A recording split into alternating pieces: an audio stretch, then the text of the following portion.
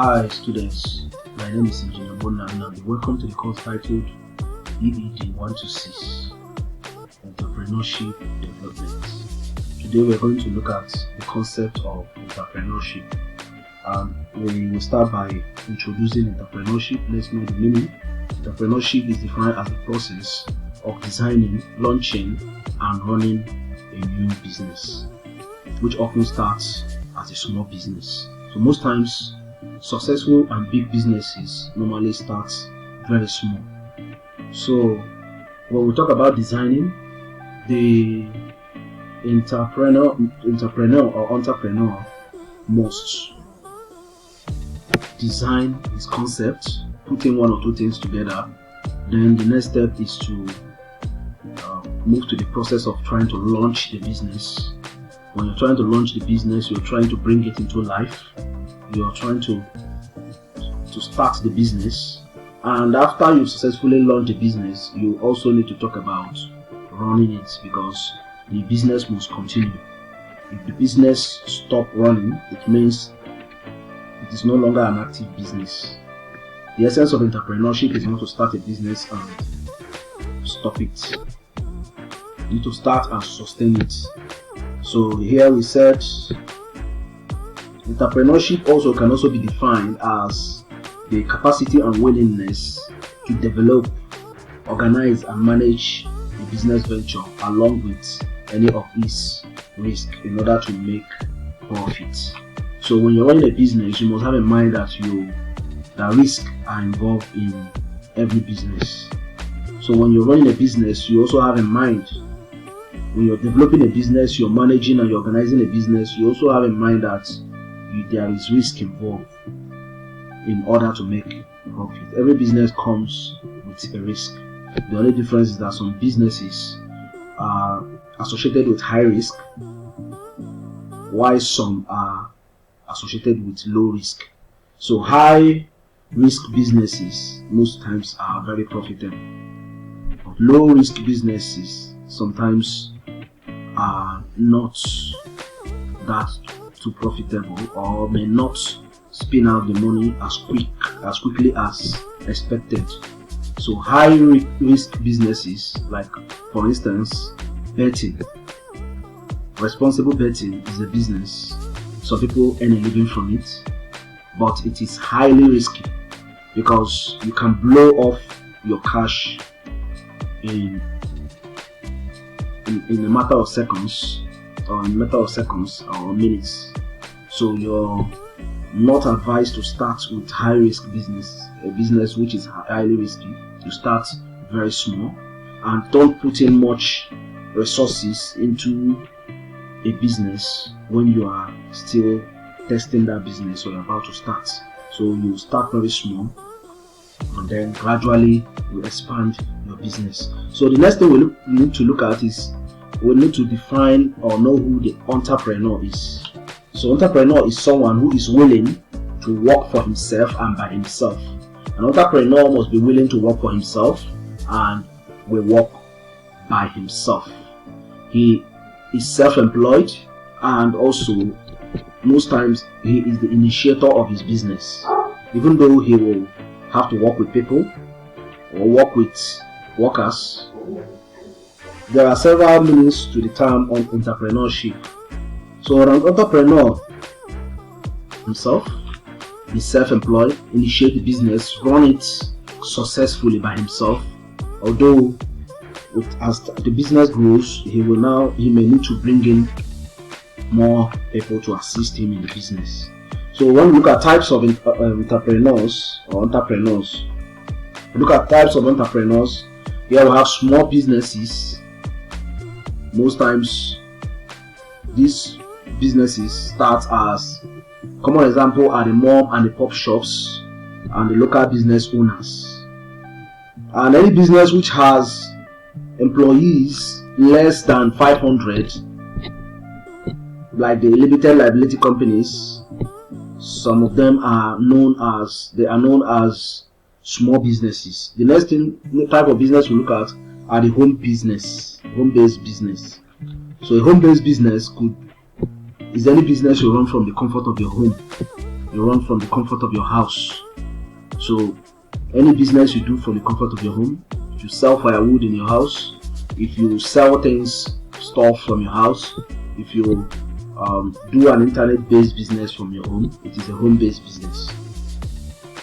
So the location is always at home, as opposed to those who work from the office or those whose office are not in their homes.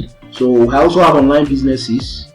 These days we have a lot of online businesses. People do online businesses. We're talking about legit businesses. We're not talking about illegitimate business such as scam, fraudulent businesses. No, we're talking about any business you run from the house, like affiliate marketing, those who do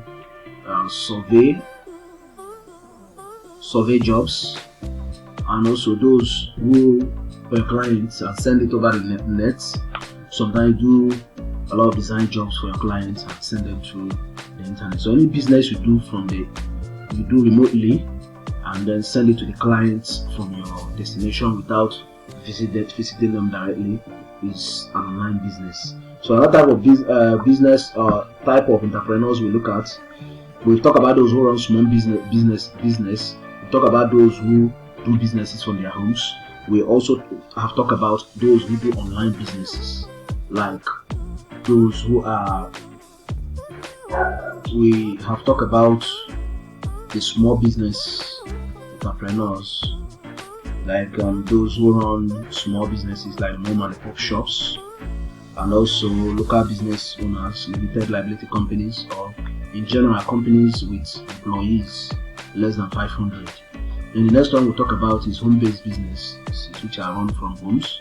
Any home-based business is being run from home, from the comfort of the entrepreneur runs it from the comfort of his home. Then we'll talk about the online businesses or online business.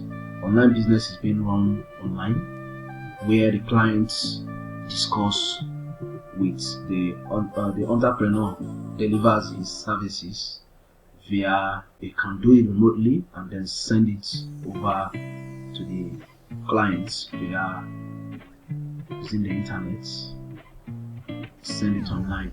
So these are online business or type of online business. So the next one we want to talk about is the inventors. These are people who create businesses from the scratch. They create concepts. They initiate a business from the beginning, from the scratch. So here we said these are people who create or discover new method, form, device, or useful means that becomes known as an invention. For an inventor to be considered an entrepreneur, he needs to go beyond the idea stage to build products and get it into the market. Then the next thing we have to look at is the serial entrepreneur or the serial entrepreneur. So most times these serial entrepreneurs are the ones who form new businesses. They form a new concept or new idea, they get it running or make it successful, then sometimes they sell it off or hand it over to other investors or other people to run it, and then they start another one.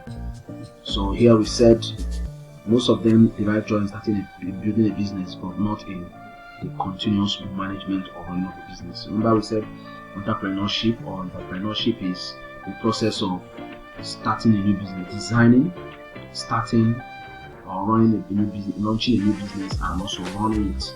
So some people may start or launch the business, but may not continue running it. They may leave it for other people to run while they move on to the process of launching another one. Then we have lifestyle entrepreneurs. These people run businesses that are related to their lifestyle, like musicians who open a recording label, a footballer who open a football academy, a footballer or a football fan who sells football items like boots, jerseys, footballs, or people who sell things that are related to their lifestyles. So here we said these are the people that we call lifestyle entrepreneurs. So what is the characteristics of a successful entrepreneur? When do we know that an entrepreneur is successful? one, we said, let's first of all look at how to become an entrepreneur. One good news about it is that anyone can be an entrepreneur. People like Bill Gates, Steve Jobs, Mark Zuckerberg, they all started their businesses like Microsoft, Facebook, and Apple, even while they were students. So you don't have to be huge or famous to be a successful entrepreneur. So here we have a lot of entrepreneurs all over the world, people who start or design, launch, and also run businesses successfully. So, and also we also need to have in mind that to be a successful entrepreneur, you need to be a decision maker.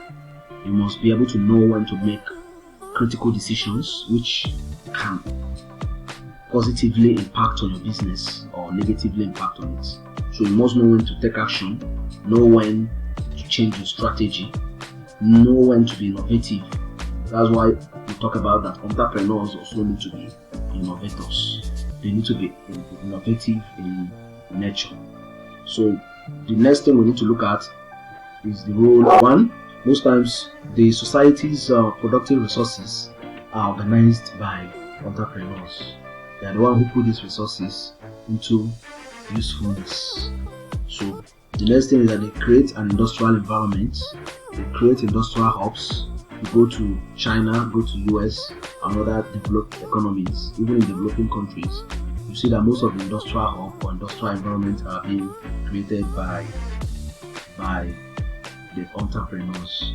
Then they are also captain of the industry, because they always, like when we look at our own entrepreneurs, they are successful ones like Aliko Dangote, talk about Stan or Zynos, we talk about Mike Ademigo of Globacom. All these are successful. They call them captain of the industry. They are the one who run the industry, especially when we talk about the manufacturing industry. Dangote controls most times cement production in Nigeria, alongside with other major players or key players in the cement industry. Then also we talk about the removal of poverty. Entrepreneurship remove poverty. When you talk about entrepreneurship, it removes poverty, because when you are a successful entrepreneur, you see that you said bye-bye to poverty. So you bid farewell to poverty, because you make profit from your business venture, and that will make you to be gainfully employed. So you'll be free from poverty. So the next thing we look at is that they also help in capital formation. So most times when you talk about, and also they assist in removing regional disparities. So most times when you invest, they play an important role in expanding their businesses and also increase in employment opportunities. So countries with more entrepreneurs tend to have lower rate of unemployment. Developed countries, go to US, we have a lot of big industries there. We have a lot of businesses. The internet giants like Google, Facebook, talk about Apple, we talk about Amazon. These are companies employing a lot of people in the US. So in Nigeria, the more entrepreneurs we have, the more jobs we'll have, because government cannot employ everyone. So more people are encouraged to move into entrepreneurship in order to create jobs for others. So other importance of entrepreneurship here include encouragement to invest into investigation and research.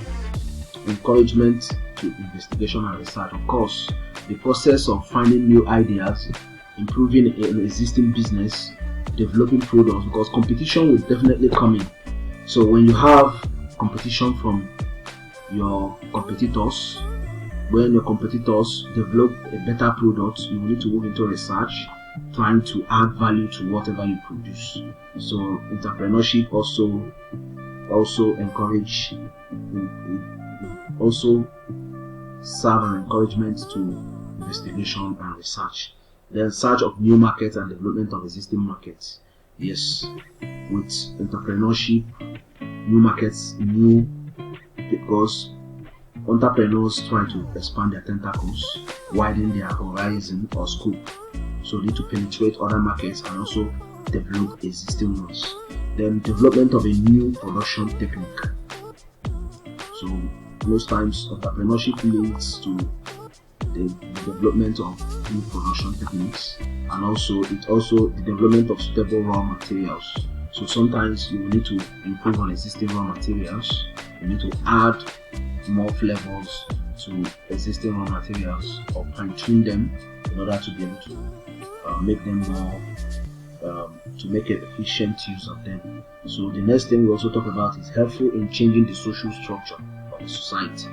Yes, most times the social structure of a society depends on can also be influenced by entrepreneurship, where you have a lot of industries. Society with industrialized nations like US, see that their social setting is different from underdeveloped countries or developing countries, because most times when you have a society with a lot of people of working class, their behavior and mentality tends to be different from the environment where you have hoodlums or people who don't have things to do rather than cause or indulge into crimes or criminalities.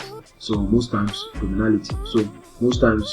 when there are jobs for everybody, when people are gainfully employed, they will put in their energy, put in their best into that job rather than indulging in crimes. So indulging in crime. So the next thing we look at is it also helps in the contribution or execution of government policies.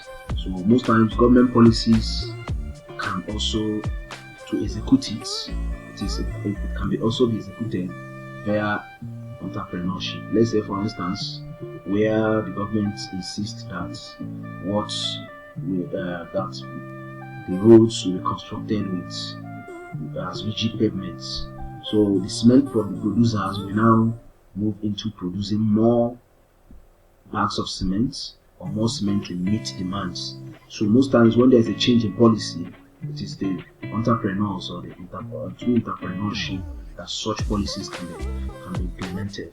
Then also we talk about establishment of a new business enterprise. So most times people who are into entrepreneurship also tries to dive into other business interests. Like Aliko Dangote started with the sale of salt, sugar, moved to spaghetti, fruits, then moved to cement production, and now Aliko Dangote is also into a lot of agriculture and also is currently building a refinery. So once the refinery is successfully completed, then they will now be refining and selling crude oil, fuel from crude oil. What I mean by fuel is PMS, kerosene, and other petroleum products. So when you are an entrepreneur, you see that most times you will have to start a new business, but you cannot continue.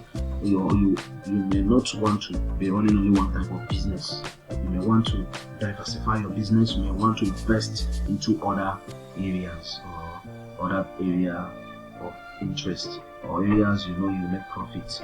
So the next thing we look at is also production and distribution of new products and services. So entrepreneurship encourages production and distribution of new products and services in order to make profits. Then minimizes social economic problems.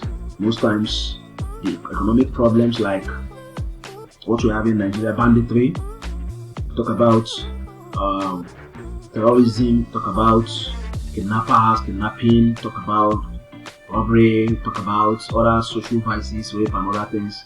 These are things mostly for the jobless people, or people who do not want to channel their energy into positive things. So the presence of jobs, when people are gainfully employed, you see that they tend to shift their attention from evil things. So entrepreneurship reduces social vices, social problems. Then optimal utilization of resources. Yes, also entrepreneurship helps to utilize the resource of any nation positively. Just like when you look at China, most of their resources are being channeled into positive use. Now, China is largely a manufacturing economy. So most countries that are not manufacturing, that are importing, are underutilizing their resources. Just like in Nigeria, where we export most of the crude oil and we still import refined crude. So if we are into or fully into manufacturing, we will be able to use our resources efficiently and judiciously. So we'll be able to maximize the potential rather than exporting and importing, which does not bring in much profit compared to when you refine and use by yourself. So if we are refining the crude by ourselves, tend to make more profits. Then other things include establishing self-sufficient society. We've said this also. We talk about entrepreneurship. It encourages a society that is balanced, self-sufficient, and self-sustaining. Not a society that waits for allocation from the federal level. If most states in the country can move into manufacturing, employing people, they'll be able to create wealth for themselves without necessarily waiting for allocation of federal allocation or sharing of allocation from the federal, for states, and also for local governments. So social role, it also plays role in social responsibility. It also helps in shaping the behavior of the society. We've said this before. It also contribution to rapid and balanced economic growth and development. China today is the world number 2 economy, followed by Japan, which is number 3 economy. US is number 1. You see what entrepreneurship is. When you go to US, you see there are a lot of IT companies, internet companies, Microsoft. They are heavily into manufacturing of smartphones, cars, computers. China, you go to China, they manufacture a lot of products. They manufacture and export more than they consume or more than they import. But in Nigeria here, you see, we import many things that we cannot produce. It's not that we cannot produce these things, but we rely heavily on importation from China and other countries. Even in terms of agricultural products like rice and other things are being imported into the country. If you're yet to subscribe to our channel, please hit the subscribe button, turn on the notification icon, in order to receive notification whenever we post a new video. You can also give us thumbs up. Thanks for staying with us. Bye for now.